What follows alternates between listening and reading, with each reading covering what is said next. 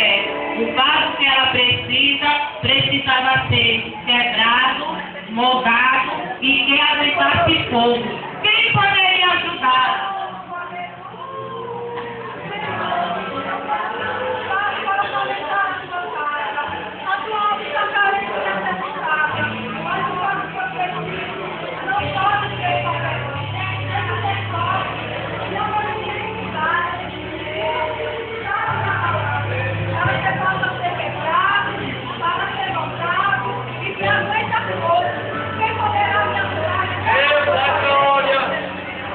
Aparece um irmão com um vaso grande.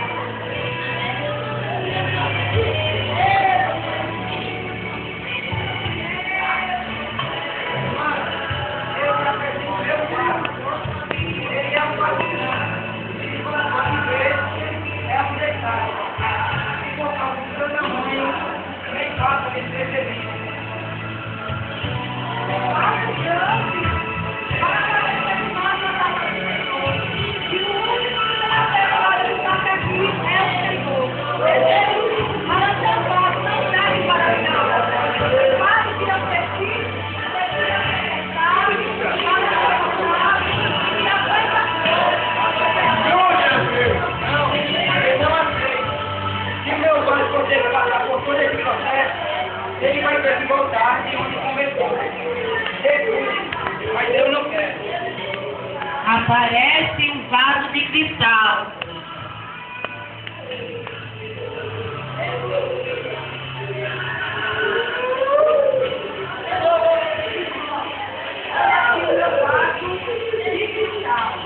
Veja como é bonito, lindíssimo e tão lindo que vai enfeitar este lugar.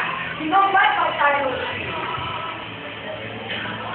Vaso de cristal. Veja que o seu vaso está bonito mesmo. Mas é fraco, se quebra fácil. Ele não aguentaria fogo. E o vaso que não precisa ser quebrado para ser moldado e que aguenta fogo. Você aceita? Não, eu não aceito. Porque o meu vaso deixaria de ser de cristal para se transformar em pó e eu não aceito. Aparece um vaso adornado.